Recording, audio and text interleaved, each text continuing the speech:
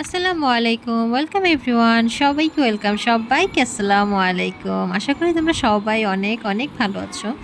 আসলে ব্যাপারটা হচ্ছে কি, আমি আজকে মাগুর মাছ কিনে এনেছি, বাট মাগুর মাছ আমি কাটতেও পারি না। আর মাগুর মাছ কীভাবে পরিষ্কার করতে হয়, ধুইতে হয়, আই হ্যাভ নো আইডিয়া।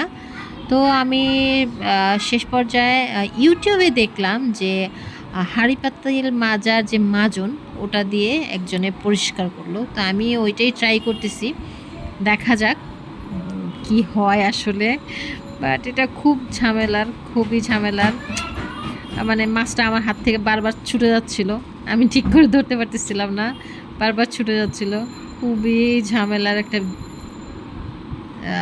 কাজ। তারপর চেষ্টা করি, দেখি। এই যে আরেকটা মাছ নিলাম, এটাকেও এখন ইচ্ছা মতো ঘষে ঘষে ডলে ডলে ডলে ডলে এইটারকেও পরিষ্কার করতে হবে। তো আমি জানি না আসলে এটা সঠিক কিনা, বাট তোমরা যদি কেউ জেনে থাকো কিভাবে মাগুর মাছ পরিষ্কার করতে হয়, কিভাবে মাগুর মাছ কাটতে হয়, প্লিজ আমাকে কমেন্ট করে জানিও।